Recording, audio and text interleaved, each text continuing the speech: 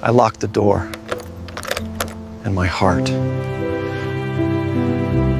The anniversary dinner was supposed to be perfect. 22 years of marriage, and Lena had insisted on the private dining room at Romano's, the kind of place where they charge you $50 for a steak and act like they're doing you a favor.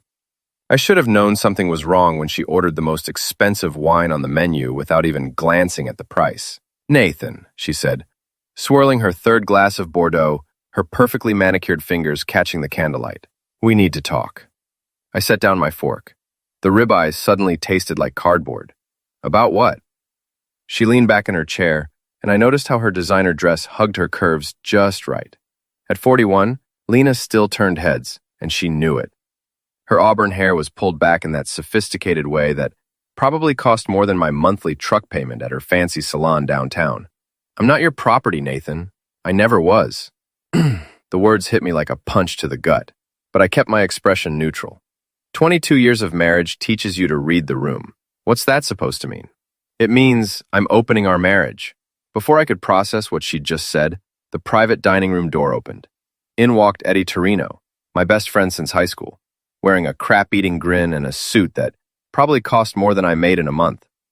His dark hair was slicked back, and he moved with the confidence of a man who thought he owned the world. "Hey there, Nate," Eddie said, not bothering to sit down. "Hope you don't mind me crashing your little party." Lena stood up, smoothed her dress, and walked over to Eddie. Without a word, she grabbed his face and planted a kiss on him that would have made a porn star blush. Her tongue was practically down his throat, and she made sure I got a front row seat to the whole show. When they finally came up for air, she turned to me with a smile that could have frozen stone over. "I'm leaving with Eddie now," she said, grabbing her purse. "Don't wait up." And just like that, they were gone, leaving me alone with 2 half-eaten steaks and a bottle of wine that cost more than most people's rent. I sat there for maybe 10 minutes, staring at the empty chairs, before I started laughing. Not the kind of laugh you hear at comedy shows, but the kind that comes when your whole world just got turned upside down, and you're not sure if you want to cry or burn everything to the ground. The waiter, a skinny kid who looked like he'd rather be anywhere else, poked his head in. "Everything all right, sir?" "Just peachy," I said, raising my glass. "My wife just announced she's screwing my best friend. How's your night going?" The kid's face went white, and he mumbled something about the check before disappearing. I drove home in my beat-up Ford pickup, the same truck I'd been driving for 8 years, because Lena always said we needed to invest in her career instead of getting me something reliable. The radio was playing some sappy love song, so I turned it off and drove in silence through the streets of our little corner of upstate New York. Our house sat on Maple Street, a modest 2-story colonial that I'd bought back when I still believed in happily ever after. The mortgage was in both our names, but I'd made every payment for the past 15 years, while Lena climbed the corporate ladder at her PR firm downtown. I parked in the driveway and sat there for a moment, looking at the house we'd called home. The porch light was on, casting shadows across the front yard I'd mowed every weekend for 2 decades. The flower beds Lena had insisted on were perfectly maintained, because God forbid the neighbors think we weren't living the American dream. Inside, I went straight to the kitchen and poured myself 3 fingers of bourbon. The good stuff, the bottle I'd been saving for a special occasion. Well, this was special, all right. I called my locksmith buddy, Tony, who owed me a favor from when I'd fixed his transmission for free. "Tony, it's Nate. I need you to come change my locks, tonight." "Jesus, Nate, it's almost 11. What's the emergency?" "My wife just announced she's screwing around. I want her stuff on the lawn and the locks changed before she gets back." Tony was quiet for a second. "I'll be there in 20 minutes. While I waited, I started gathering Lena's things. Her expensive clothes, her collection of self-help books, her yoga mats, all the crap she'd accumulated over the years. I wasn't angry yet, just methodical, like I was dismantling an engine, piece by piece. Tony showed up with his toolbox and didn't ask questions. Good man. While he worked on the locks, I kept piling Lena's belongings on the front lawn.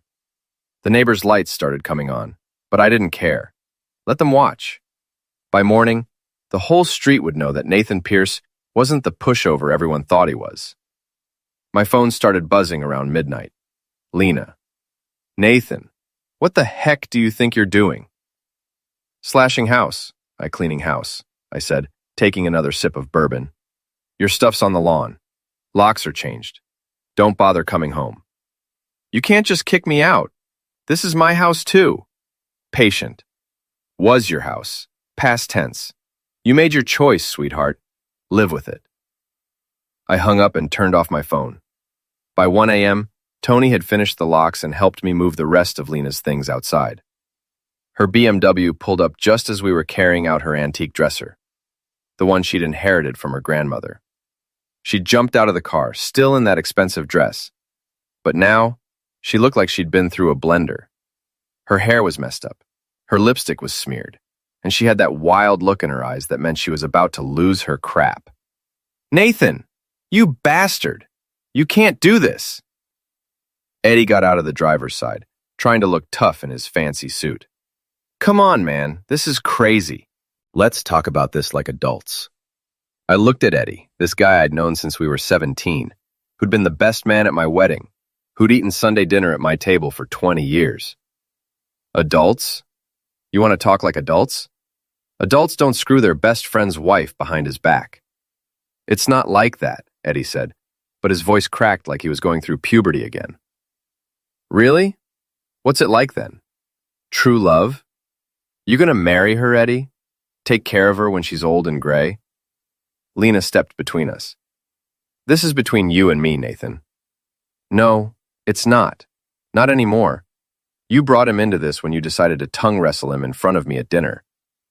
Trespass Tony cleared his throat. I'm going to head out, Nate. Call me if you need anything else. After Tony left, the three of us stood there in the driveway like some twisted version of a Mexican standoff. The porch light cast long shadows across Lena's scattered belongings, and I could see curtains twitching in the neighbors' windows. Where am I supposed to go?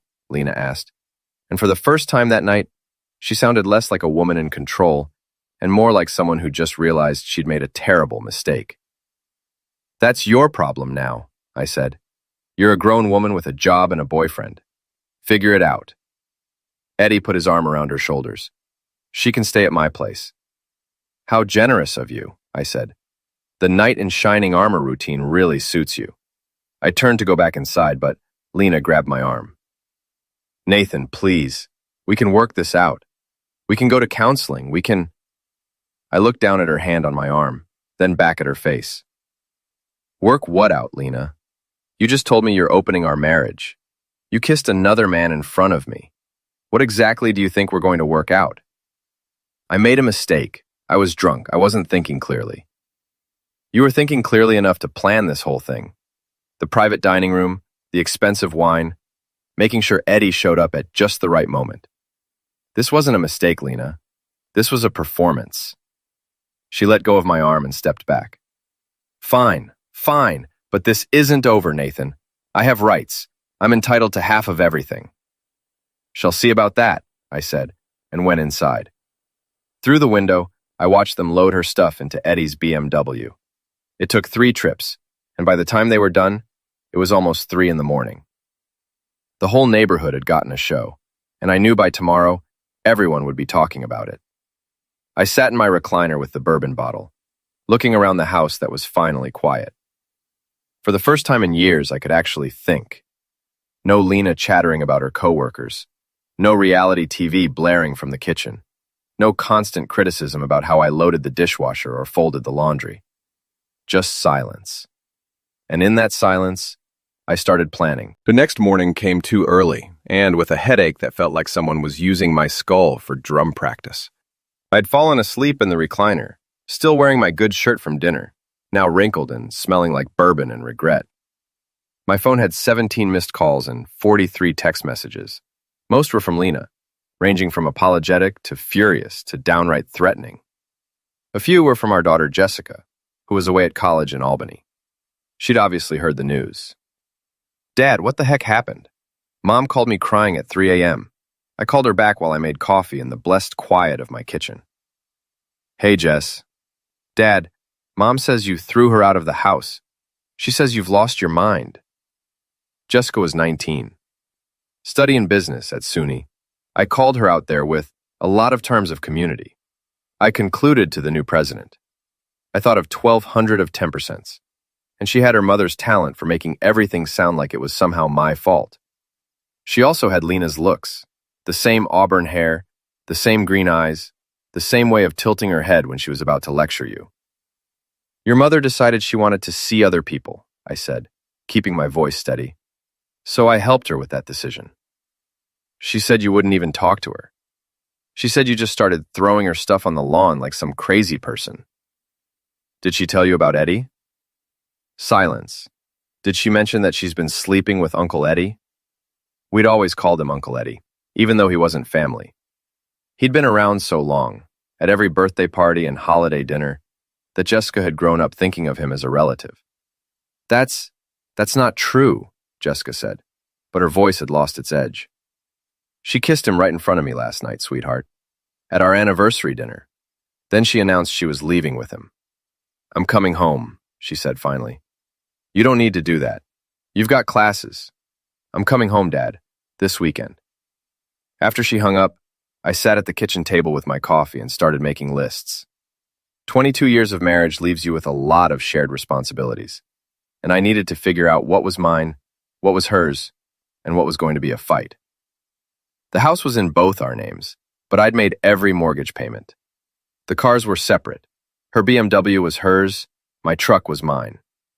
Bank accounts were joint, but I've been the only one putting money into them for the past 5 years, while Lena spent everything she made on clothes and spa treatments. My phone rang. Eddie. Nate, we need to talk. No, we don't. Come on, man. Don't be like this. We've been friends for 25 years. We're friends. Past tense. Look, I know you're pissed, but this thing with Lena, it just happened. We didn't plan it. I almost laughed. It just happened? You just accidentally showed up at our anniversary dinner? You just accidentally kissed my wife? It's complicated, okay? Lena's been unhappy for a long time. She needed someone to talk to. And you decided to be a good listener with your Johnson? Jesus, Nate, you don't have to be crude about it. Crude? You want to see crude? Keep calling me. I hung up and turned off my phone.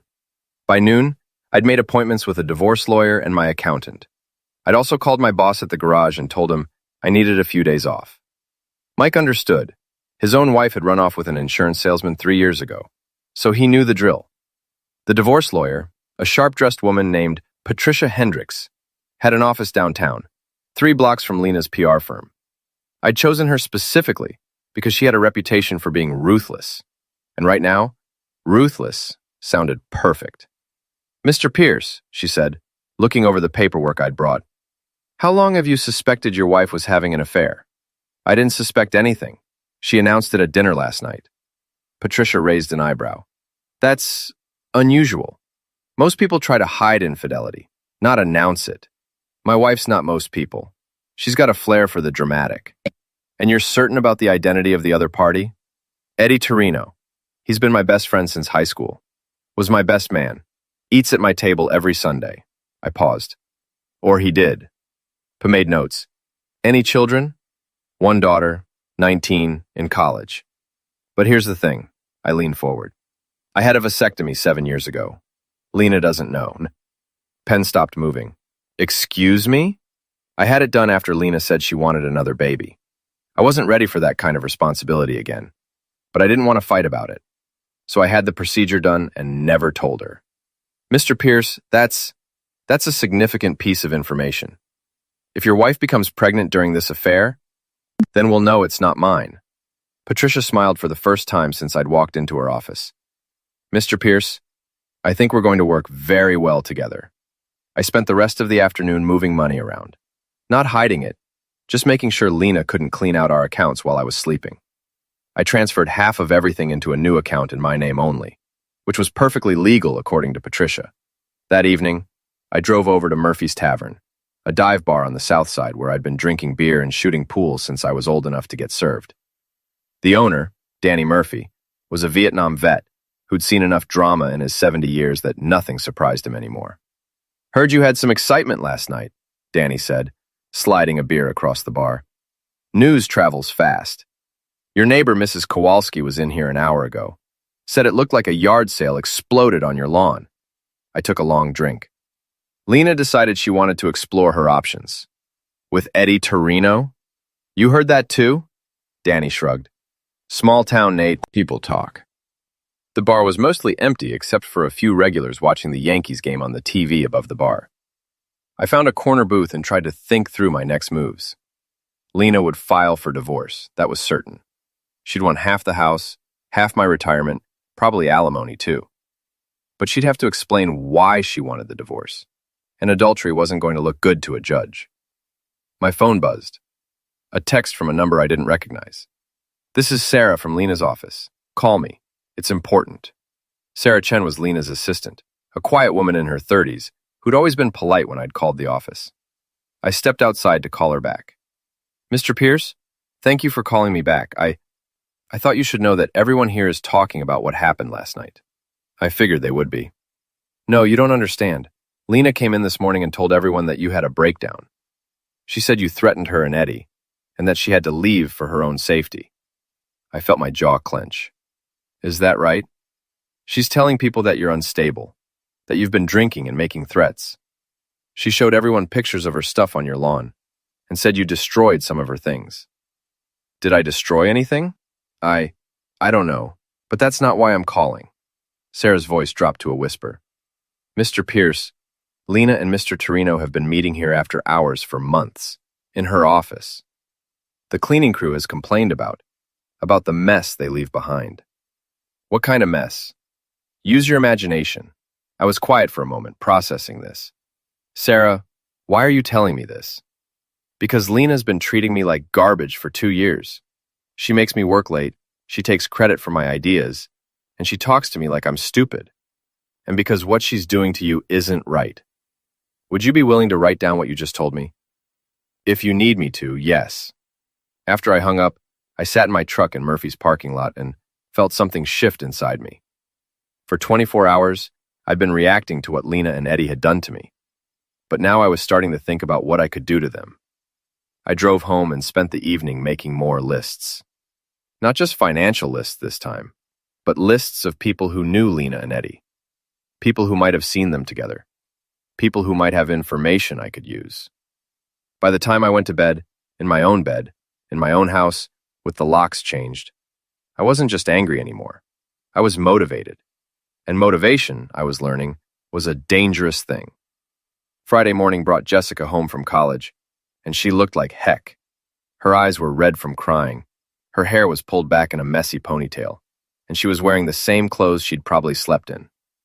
She stood on my front porch with a duffel bag, looking lost. Hey, kiddo, I said, opening the door. She fell into my arms and started crying again. Dad, what's happening to our family? I held her while she sobbed, and for the first time since Tuesday night, I felt something other than anger. I felt protective. Jessica didn't deserve to be caught in the middle of this mess. Come on inside. I'll make you some breakfast. Dismantle while I scrambled eggs and made toast.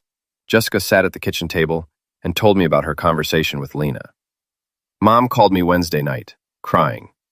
She said you'd gone crazy, that you'd threatened her and Uncle Eddie.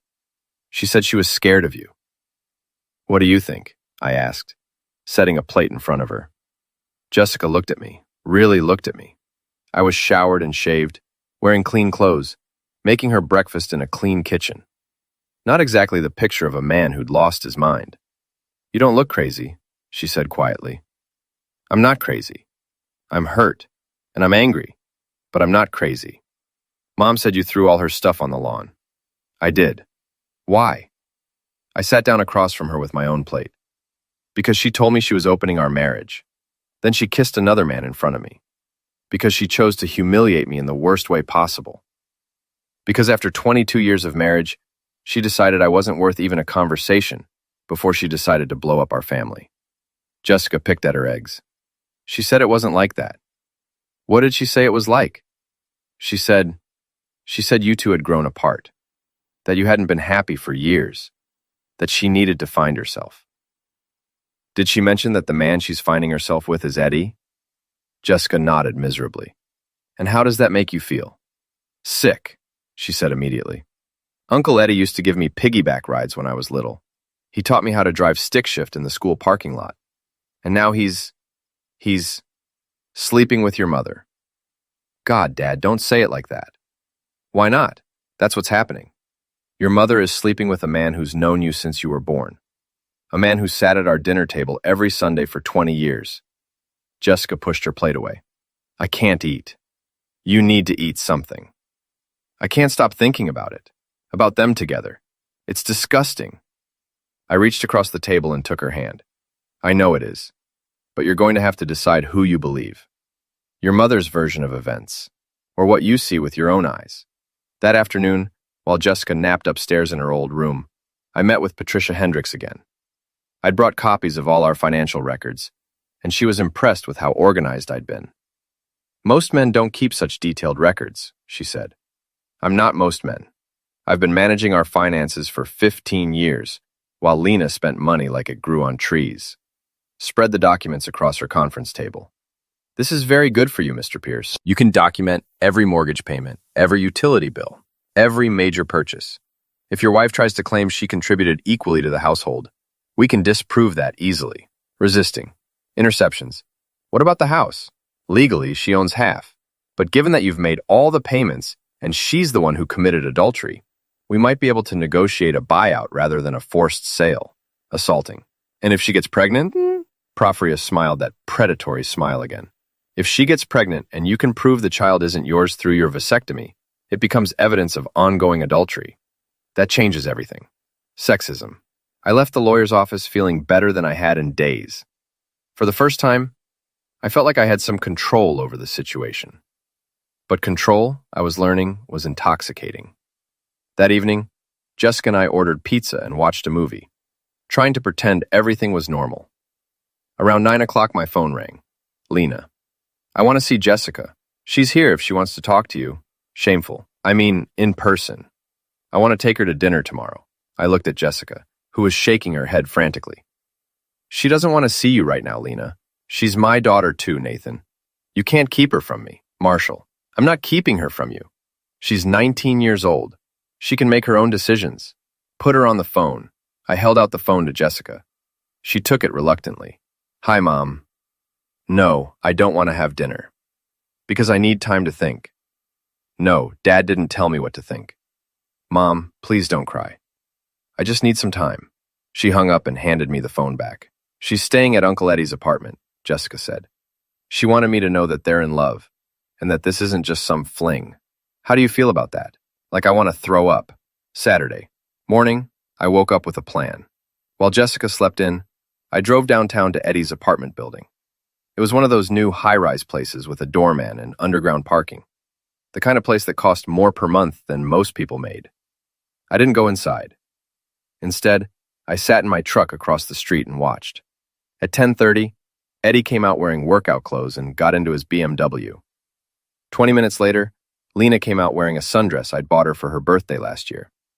She got into her own BMW and drove off in the opposite direction. I followed Eddie. He drove to an expensive gym downtown, the kind with personal trainers and juice bars. I parked where I could watch the entrance and waited. While I waited, I made phone calls. The first call was to my buddy Rick, who worked at the BMW dealership where Eddie had bought his car. Rick, it's Nate Pierce.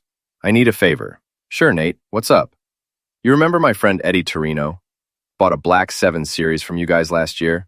Yeah, I remember Eddie. Nice car. What about him? He's been having some brake problems. Pedal's been feeling spongy.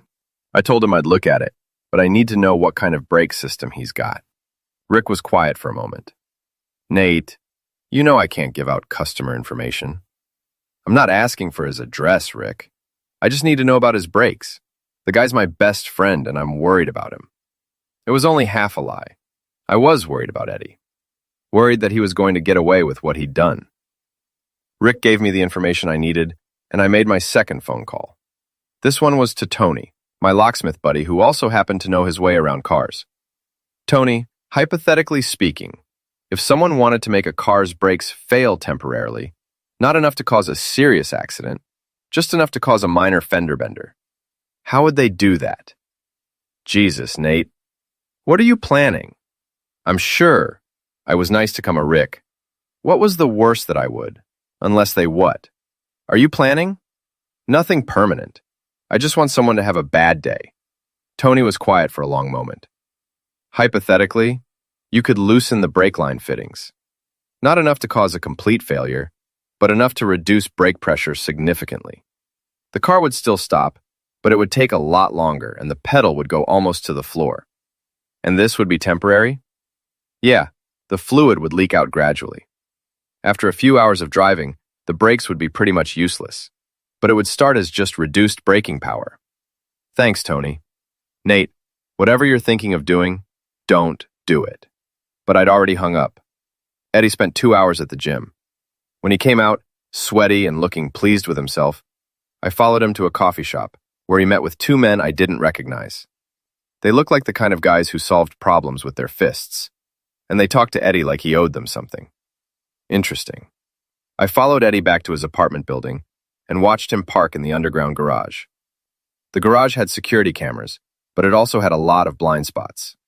I'd done electrical work in buildings like this before, and I knew how these places were laid out. That afternoon, I took Jessica out for lunch and tried to act normal. But my mind kept wandering to Eddie's car, to brake lines, to the conversation I'd overheard between Eddie and those two men. "Dad, you're not listening to me," Jessica said. "Sorry, kiddo. What were you saying?" I said Mom called again. She wants to meet with both of us tomorrow. She says she has something important to tell us. What do you think?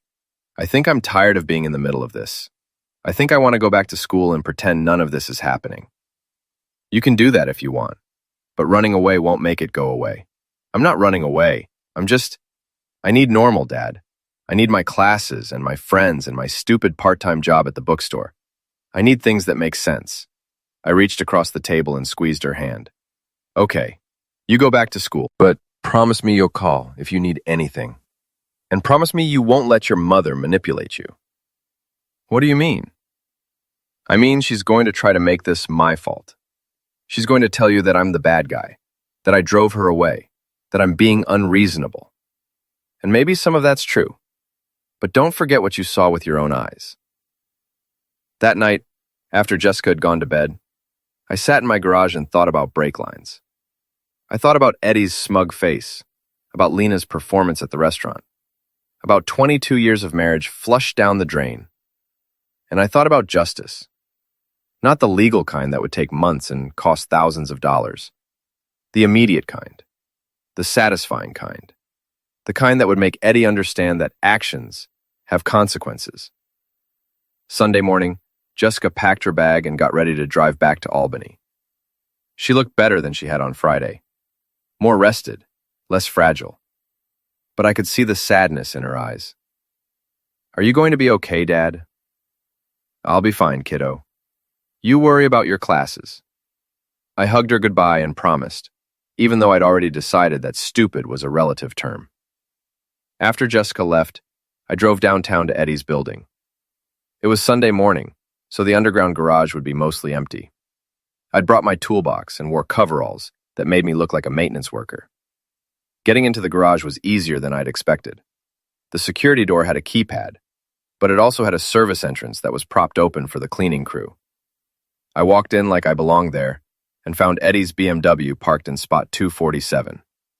The brake lines were exactly where Tony had said they'd be.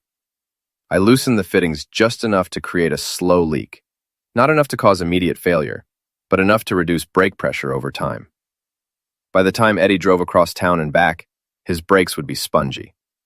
By the time he tried to stop at a busy intersection, they'd be nearly useless. I wasn't trying to end him.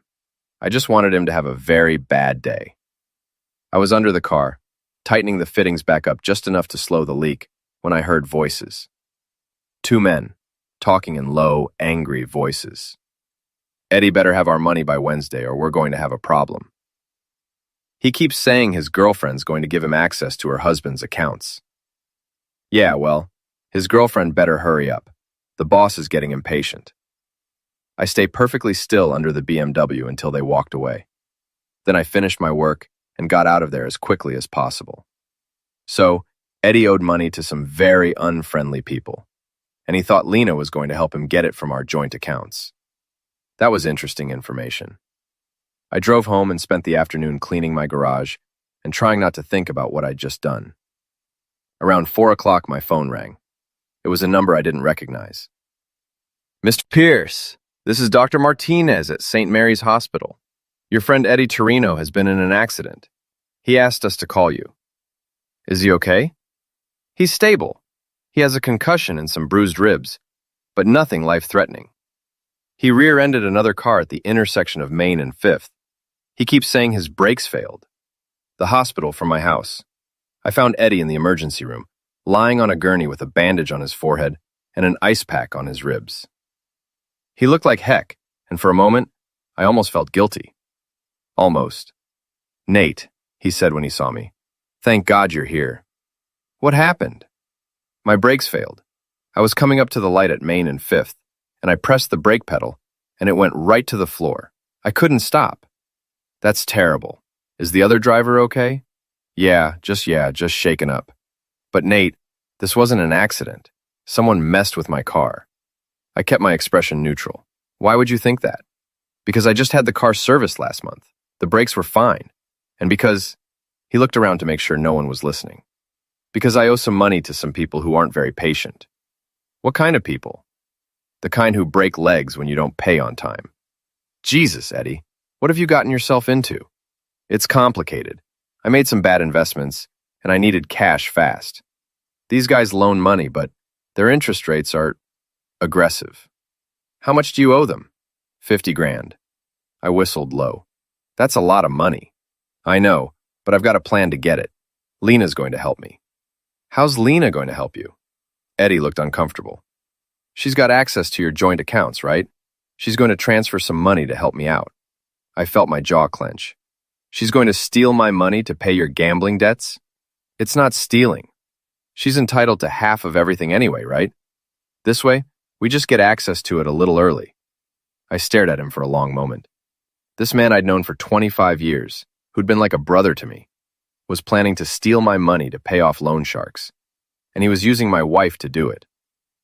Where's Lena now? I asked. She went to get me some clothes from the apartment. The paramedics cut up my shirt. Eddie, I need to ask you something, and I want you to tell me the truth. Okay. How long have you been sleeping with my wife? Eddie's face went pale under the bandage. Nate, it's not what you think. How long? 6 months, maybe 7. And this thing with the money? Was that always part of the plan? No, that's separate.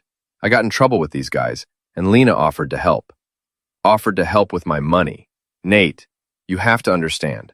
I never meant for this to happen. Lena was lonely, and we were just talking at first. Save it, Eddie. Save it, Eddie. I don't want to hear your justification. Stuck up to leave, but Eddie grabbed my arm. Nate, wait. I know you're pissed, but I need your help. These guys who are after me, they're dangerous. If I don't pay them by Wednesday, they're going to hurt me. Really hurt me. Down at his hand on my arm, then back at his face. You should have thought about that before you decided to screw my wife and steal my money. I smoothed out. In the hospital parking lot, I called Patricia Hendricks and left a message about Eddie's plan to access our joint accounts. Then I called my bank and put a freeze on all joint accounts pending the divorce proceedings. By the time Lena figured out what I'd done, it would be too late for her to help Eddie with his loan shark problem. I drove home feeling better than I had in days. Eddie's accident had been more satisfying than I'd expected, and knowing that he was in debt to dangerous people made it even better. But the best part was knowing that I'd just cut off his access to my money. Let him figure out how to pay out $50,000 in gambling debts on his own. That evening, Lena called me, screaming. What did you do to the bank accounts? I tried to transfer money to help Eddie, and they said the accounts were frozen. I protected my assets, I said calmly, just like my lawyer advised. Eddie's in the hospital. He needs help. Eddie's in the hospital because his brakes failed.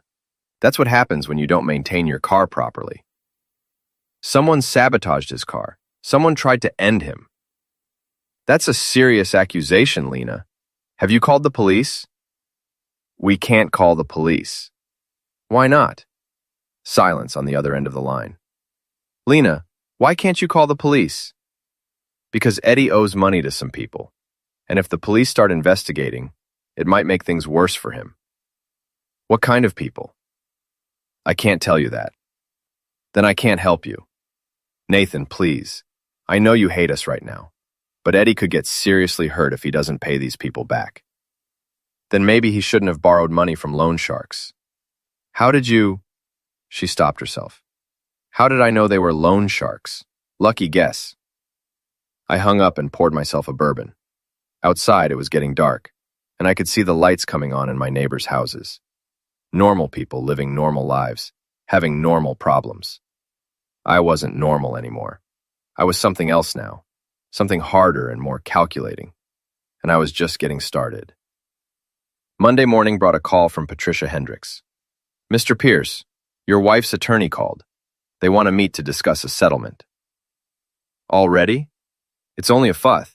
I think they sent me a lot of different covered. Already, it's always making good. And so she said, I just want to meet to me a good. Unless it's only been a week. Occasionally, Mrs. Pierce is eager to resolve this quickly. Her attorney mentioned something about needing immediate access to marital assets. I smiled. Eddie's loan shark problem was making Lena desperate. Set up the meeting, I said, but I want to know exactly why she's in such a hurry. The meeting was scheduled for Wednesday afternoon. That gave me 2 days to do some investigating. I called Sarah Chen at Lena's office. Sarah, it's Nathan Pierce. I need another favor.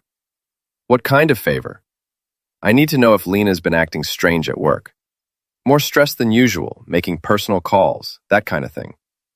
Sarah was quiet for a moment. Mr. Pierce, Lena hasn't been to work since Thursday. What do you mean? Called in sick Thursday and Friday, and she hasn't shown up today. Her boss is furious.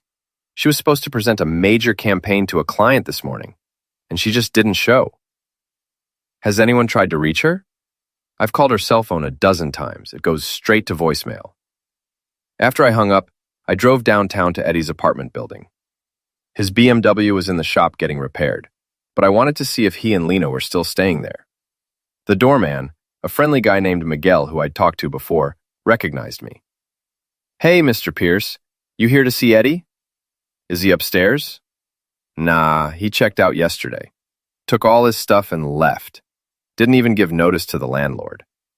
What about the woman who was with him? Auburn hair, green eyes. She left with him. They loaded up a U-Haul truck and took off. So Eddie and Lena had run. The question was whether they'd run together or whether Eddie had taken off and left Lena behind. I drove to Lena's office and found Sarah in the parking lot, smoking a cigarette and looking stressed. Any word from Lena? I asked. Nothing. And her boss is talking about firing her. She's supposed to be here for a client meeting in an hour. Sarah, I need to ask you something, and I need you to be honest with me. Do you think Lena and Eddie ran off together? Sarah took a long drag on her cigarette. Mr. Pierce, I think your wife got in over her head with something, and now she's scared. What makes you say that? Last Tuesday, before everything happened, she got a phone call that really upset her. She was crying afterward, and she kept saying something about not having that kind of money. Did you hear who called her? No, but after she hung up, she called Eddie. I heard her say, "We need to talk. This is getting out of hand." I thanked Sarah and drove home to think. If Eddie had run off, leaving Lena behind, she was in serious trouble. The loan sharks would come looking for their money, and if Eddie wasn't around to pay them, they might decide to collect from his girlfriend instead. Part of me felt sorry for her, but a bigger part of me remembered her kissing Eddie in front of me, remembered her plan to steal my money, remembered 22 years of marriage thrown away for a few months of excitement. Let her figure it out on her own. Wednesday afternoon, I met with Patricia and Lena's lawyer, a nervous-looking man named David Kellerman, who kept checking his phone. "Where's your client?" Patricia asked. "Mrs. Pierce is indisposed today. She's authorized me to negotiate on her behalf." "What kind of settlement is she looking for?" Kellerman opened his briefcase and pulled out a document. "Mrs. Pierce is willing to give up her claim to the house and to Mr. Pierce's retirement accounts in exchange for a lump sum payment of $75,000. Patricia and I looked at each other. Based on our assets, Lena was entitled to at least twice that amount. Why is she willing to take so much less than she's entitled to? Patricia asked. Kellerman shifted uncomfortably. My client has pressing financial obligations. She needs immediate access to cash. What kind of pressing financial obligations? I'm not at liberty to discuss that. Patricia leaned back in her chair. Mr. Kellerman, your client committed adultery, abandoned the marital home, and attempted to steal money from joint accounts to give to her lover. And now she wants my client to pay her $75,000 to go away? That seems like a very generous offer for someone in her position. My client is prepared to be reasonable. Your client is desperate, Patricia interrupted. The question is why? Kellerman's phone buzzed. He looked at it and pushed the managers looking at these ways developed. Kellerman's new children. Mr. Kellerman, Lena tried buth. Mr. Kellerman, $5,000. He looked at it and went pale. I need to make a phone call, he said, stepping out of the room. Through the glass door, I could see him pacing and talking frantically. When he came back, he looked like he'd seen a ghost. My client has authorized me to accept $50,000, he said. 40, I said. Mr. Pierce, that's hardly fair. 35, and that's my final offer. Take it or leave it. Kellerman made another phone call. When he came back, he nodded. My client accepts. Patricia drew up the papers, and I signed them. Just like that, I was divorced. 22 years of marriage dissolved for $35,000 and a signature on a legal document. Where should we send the check? Patricia asked. Kellerman gave her an address I didn't recognize. Not Eddie's apartment, not our house, but a motel on the outskirts of town. After Kellerman left, Patricia and I sat in her office, reviewing the agreement. That was remarkably easy, she said. Almost suspiciously easy. Lena's in trouble. She needs cash fast, and she can't get it anywhere else. What kind of trouble? I told her about Eddie's gambling debts and the loan sharks.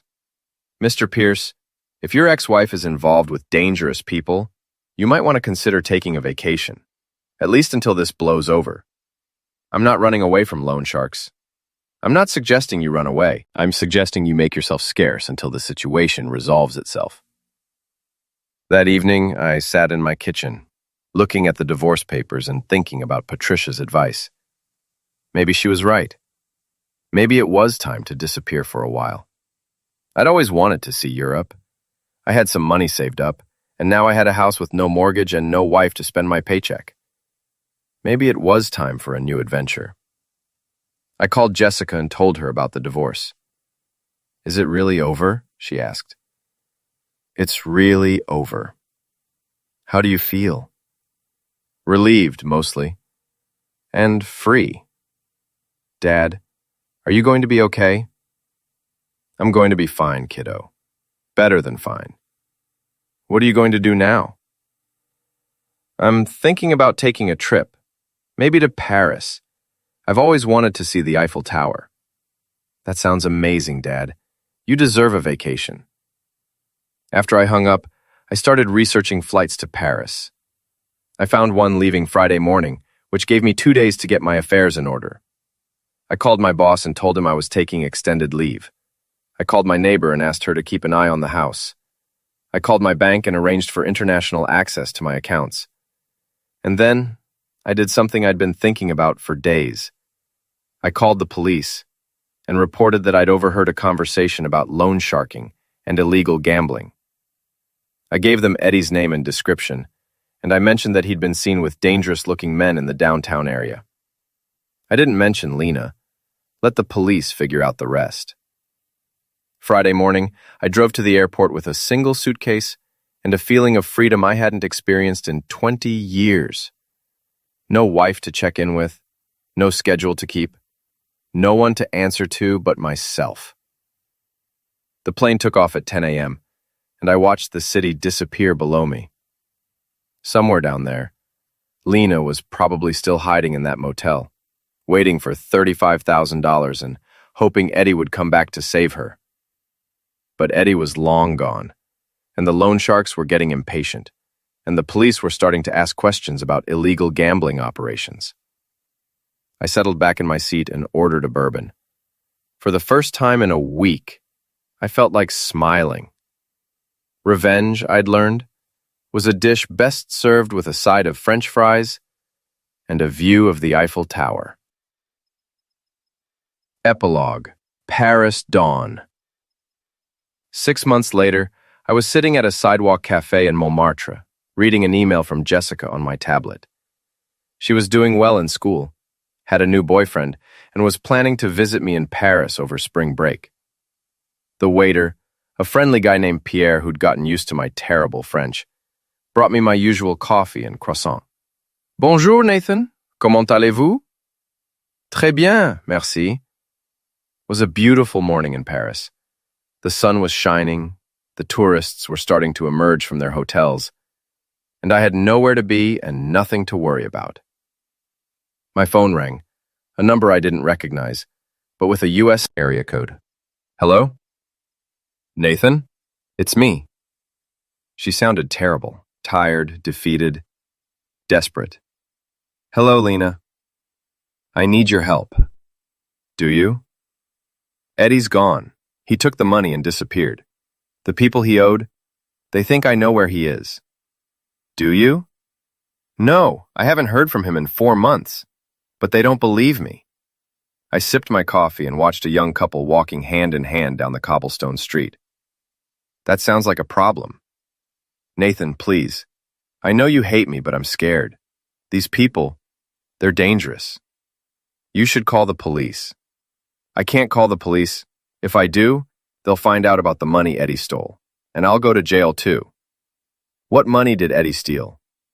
Silence on the other end of the line. Lena? He took money from some accounts. Business accounts. A lot of money. How much money? $200,000. I almost choked on my coffee. Jesus, Lena. I didn't know he was going to do it. He said he just needed to borrow it, that he'd pay it back before anyone noticed. But they noticed. The FBI noticed. They have a warrant out for Eddie's arrest, and they think I helped him. Did you? She gave him access to some client accounts at work, but I thought he was just borrowing the money. I set down my coffee cup and looked out at the Paris morning. Somewhere in this beautiful city, people were falling in love, creating art, living their dreams. And here I was, talking to my ex-wife about FBI warrants and stolen money. Lena, why are you calling me? Because you're the only person who might help me. Because I know I hurt you, but I'm hoping you might still care enough to what? To send you money? To come back and save you? I don't know. Something. Anything. I was quiet for a long moment, thinking about 22 years of marriage, about anniversary dinners and Sunday mornings, and all the small moments that make up a life together. And then, I thought about her kissing Eddie in front of me, about her plan to steal my money, about her choosing excitement over loyalty. Lena? Yes? I want you to listen to me very carefully. Okay, you made your choice. You chose Eddie over me, excitement over stability, selfishness over family. You threw away 22 years of marriage for a few months of fun with a man who turned out to be a criminal. Nathan, I'm not finished. You humiliated me in front of our friends. You tried to steal my money, and you put our daughter through heck. And now you want me to save you from the consequences of your choices. Please, the answer is no, Lena. I'm not coming back. I'm not sending you money. I'm not saving you from the mess you made. But I have nowhere else to turn. You should have thought about that before you decided to blow up our marriage. I could hear her crying on the other end of the line. Nathan, I'm sorry. I'm so sorry. I know I made terrible mistakes, but I'm begging you. Goodbye, Lena. Hung up and turned off my phone. Pierre came over with the check. Everything okay, monsieur? Everything's perfect, I said in my terrible French. I paid the check, left a generous tip, and walked down the hill toward the Seine. The morning was getting warmer, and the city was coming alive around me. Street musicians were setting up on corners, vendors were opening their flower stalls, and the cafes were filling up with people starting their day. I had no schedule to keep, no one to check in with, No problems that couldn't wait until tomorrow. I had a comfortable apartment near the Pantheon, enough money to live well, and a daughter who loved me. I had, for the first time in 22 years, complete freedom. At the river, I stopped and leaned against the stone wall, watching the boats go by. My phone buzzed with another call from the same number, but I didn't answer it. Lena had made her choice, and now she would live with the consequences. Eddie had made his choice too, and somewhere in the world, he was probably looking over his shoulder and wondering when the FBI would catch up with him. But I had made a different choice. I had chosen to walk away from the drama, the anger, and the need for revenge. I had chosen to build a new life in a place where no one knew my story, where I could be whoever I wanted to be. As I walked back up the hill toward my apartment, I thought about calling Jessica later to tell her about the conversation with her mother. But then, I decided against it. Jessica was building her own life now, and she didn't need to be burdened with her mother's problems.